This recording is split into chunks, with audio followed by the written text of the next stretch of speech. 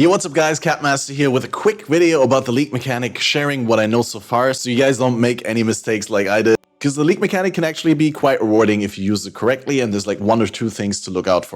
So before any map or a zone in the acts, you get to peer into the Lantern of Arimor to see the spirits affecting the following zone. Now this will give you a list of the populations of different monster types in the map, which all have their individual pack size, pack density, and other attributes, and the descriptions will tell you things that you may or may not know about these. Now in Necropolis, these monsters in your zones are haunted by spirits of different kinds, which you can see here. And the spirits can have different tiers, ranging from 1 to the highest I've seen is 6 so far, but maybe there's some where there's higher tiers. The more monsters haunted by higher tier spirits you fight in your zones, the more rewards you get from the league in terms of drops in the form of Embers of the Allflame, which contain specific monsters which have their own pack size, their own attributes, such as packs contain a pack leader, as well as possibly specific rewards, in this case Splinters of Toll. And more higher tier haunted monsters will also increase the chance that monsters have unresolved anguish. Monsters with unresolved anguish leave a corpse that can then be collected by the Undertaker that you can use in the crafting mechanic. So generally speaking, it is desirable to put the higher tier haunted mods onto the monsters with the highest pack density and highest pack size, so you fight more of the higher tier haunted monsters and you increase your rewards. But of course, specific builds have specific up and downsides, and you can adjust your risk and reward by moving these hauntings around and making them suitable for your needs and for the risk reward situation that you specifically want. Zones can have many different types of monsters in their population, and pack density can go from very low to high. I haven't seen very high yet, but I assume that also exists. So if you want to maximize your rewards, you put the highest tier mods onto the most frequently occurring monsters, which are usually at the top of the list. But beware, some specific modifiers may change the pack size, and the highest frequency occurring monster may be actually at position 2 or position 3. You have to read it a little bit. Now, while clearing the zone and killing the monsters, you don't only improve your moment-to-moment rewards, but also the more monsters with high tier haunting that you kill in a given zone, the more likely it will be in the next zone to get so-called devotion mods instead of the hauntings. So after you're done with a zone and you peer into the lantern for the next zone, you can only do this on the transitions from zone to zone during the acts. You don't get to open this interface on the waypoint. You may see not only blue mods, but also these yellow mods. These are devoted rather than haunted, and generally grant bonuses rather than additional monster mods that make them more risky. So for example, in this case, we got increased rarity of items found. Now, already during the acts, you can get Allflame Embers with monsters that add specific rewards. I have a low-level Allflame Ember of Ramako that makes pack monsters drop Karui tattoos. Now, if you want to put this on, generally speaking, every aspect of a population is overwritten by the monsters in your Allflame Ember, except for pack density. Allflame Embers don't have their own pack density, but they have all the other attributes. So when I put this onto the high density pack here,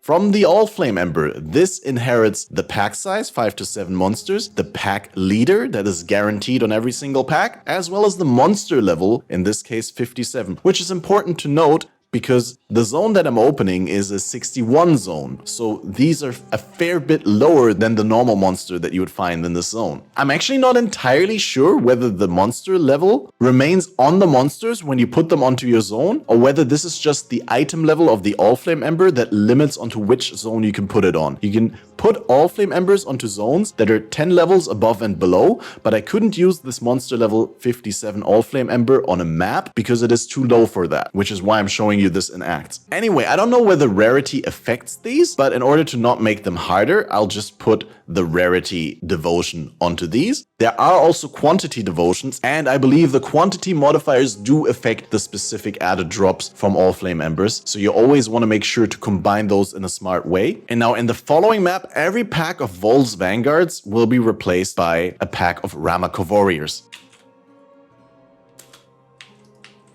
Here you can see them.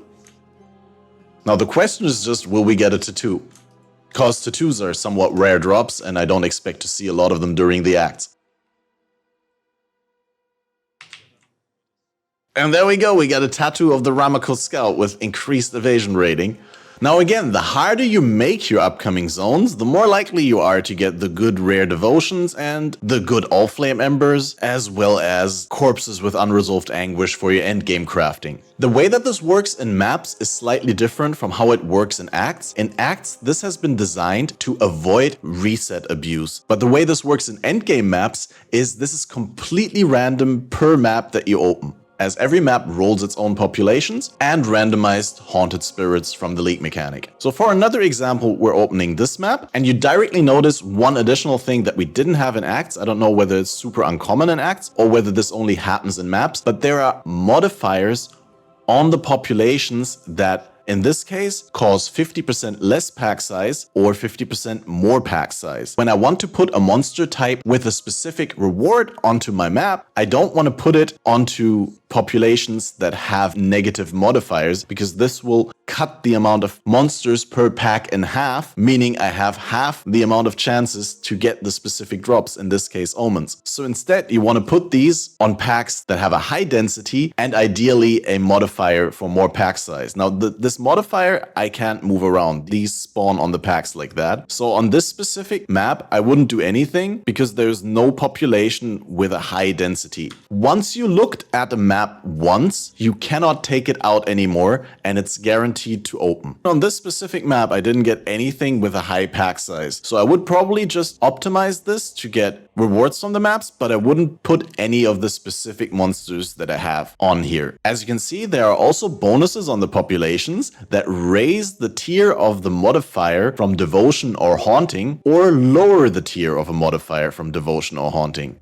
This you can use to your advantage to make super rippy modifiers less rippy by putting them onto the monster population that will then have a reduced modifier tier. For example, taking this tier 4 Gemling Haunted skills fire 6 additional projectiles mod down to a tier 3 where they only fire 4 additional projectiles. In this case, I might opt to take this increased attack and cast speed turbo modifier and put it on here, so instead of having a tier 4 that gives them massive turbo, it turns into a tier 3 that only increases their damage by 60%. The population with the +1 modifier tier, I might want to put the devotion with a specific reward because it goes from 400% increased quantity as a tier 2 to 600% increased quantity as a tier 3. Now again, there's nothing particularly interesting here in terms of high density packs that I could replace with monsters that give me specific rewards, but the more you kill monsters in a given zone, the more positive devotions can spawn in the next zone. So let's just see what happens after this map's been cleared.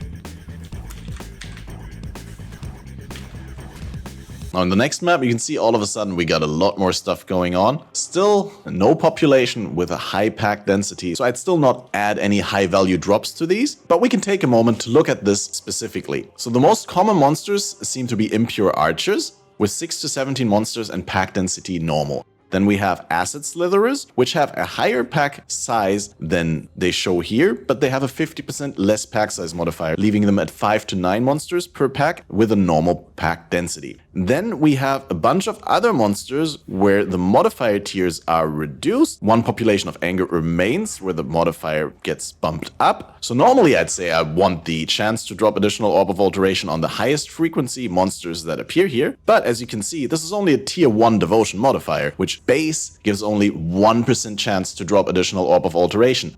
Which, if these are 6 to 17 monsters and we have a normal pack density, then maybe that's like 100 monsters in the map if we're lucky, right? I don't know how many packs you get with a normal density. I would say like 5 or 6 maybe. And then obviously this is not a whole lot of alterations. Now the monsters down here are 6 to 15 per pack with the same normal pack density, but they bump up the modifier by 1. So if you have the chance to drop an Orb of Alteration on these ones, it becomes a 2% chance with roughly the same amount of monsters in the map. Obviously, this is twice as many alterations in the map, so we'll keep it on here. Now, of course, min-maxing with alterations, I should be spending that much time. Keep in mind, this is an example. You can have Chaos Orbs. I'm pretty sure there's Divine Orbs in the pool and higher maps and all that, so this is the basic functionality. Make sure that you engage with the mechanic and that you do understand the decisions that you make, because then it is most fun and most rewarding. Now, periodically you'll run into the problem that when you get corpses, that the morgue is full and the Undertaker will say that you'll have to dump some corpses. Now you can directly do this from your map. The maximum of corpses you could store is 64 only, but what I typically do is I delete my lowest level monsters, certainly the ones below map level, and the ones with lower modifiers, or modifiers that I don't need for my future crafts likely. You can directly cremate them from this interface. The only downside is that if you use a filter like defense, you're gonna have to enter the filter again after you cremate, as the filter is deleted, which is something they really need to change. This is like super inconvenient to have to filter every time again. Now you can also go to the Necropolis and use the crafting mechanic to get rid of a large amount of corpses and generate rare items that could be really good from the leak mechanic. And I'm gonna have a separate video on that, but there's a lot more intricacies and details to find out with trial and error before I make a video, so that will probably come in a couple of days, after I got to experiment a little bit more with the endgame crafting of this, specifically the mods that can spawn in higher tier maps.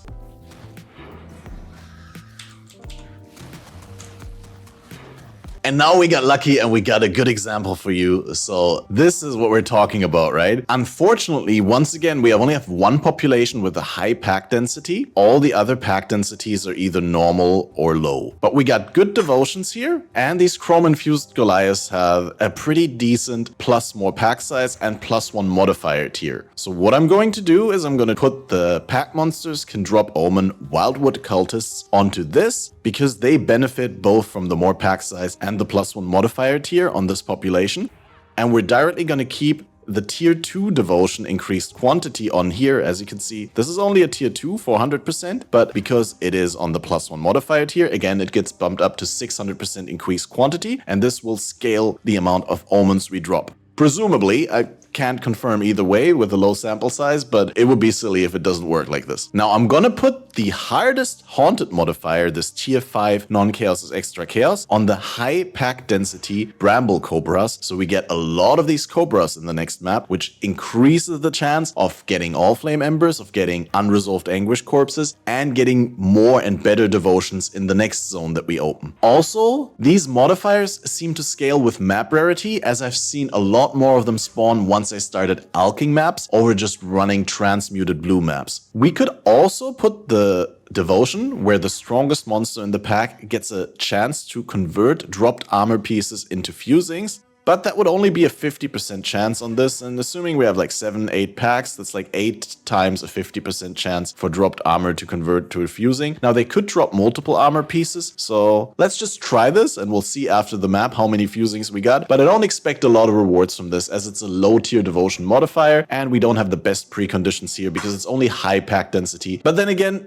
pack size wouldn't matter on this. It only affects the strongest monster in the pack. I assume if they're all the same strength, it's just going to be one at random. But yeah, the important takeaway is that you want to put your all flame embers with specific valuable drops onto the monsters that have the most modifiers like this, the highest pack density. The pack size on the population of your map does not matter, as it gets replaced by the pack size of the all flame ember. Same for the pack contains pack leader or not and other attributes. Now obviously beware that these can potentially make your maps a lot more rippy. So if your build is on the squishier side of things, you might want to min-max for less risk and less reward, but if your build is doing well, then you can min-max for rewards.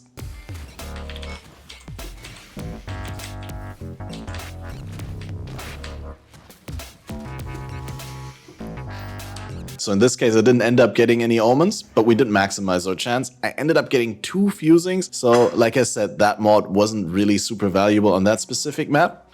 But the important takeaway here is manipulate your Lantern of Arimor and utilize the mods to your advantage. And once you get a good constellation of mods, then utilize it for drops. Now here, for example, we got a high pack density on the Sparking Mages. We could choose to put the Order of the Chalice artifacts on here. Now the pack size is a little bit smaller, but with a +1 modifier tier on this Devoted mod, the strongest monster in the pack, which is the pack leader that is guaranteed per pack as per the Order of the Chalice All Flame Ember, gets 800% increased quantity of items drop, which will scale the Order of the Chalice artifacts. We're gonna keep the chance to drop additional Glassblower's Bauble on this one because it bumps up the modifier tier by 1, bringing it from 1% chance to drop an additional 1 to 2% chance. And then the increased experience, I'm gonna let it go to waste. We can put it all the way down here, just making sure that the tier 3 haunted modifier here is on something that still occurs fairly frequently instead of super low pack density down here, so that we get potentially better mods in the next zone. And rinse repeat. If this video helped you, make sure you leave a like, and if there's other things that I missed that you'd like to point out, feel free to leave them in the comment down below. I will then test them and include them in the next video. I will also release my day 1 build diary video next, where I go over my choices and how I put together this Ignite DD Elementalist in a small group found environment with pretty much almost only self-found gear. I also just uploaded a video talking about how to get the highest base life multiplier meat sack monsters into your Desecrate table if you're playing Detonate Dead for maximum damage. So check that out if you're playing that build as well. As always, a massive shout out to the people who keep supporting by renewing their subscriptions on Twitch, the memberships on YouTube, or the pledges on Patreon, and I'll see you in the next video. As per the Order of the Chalice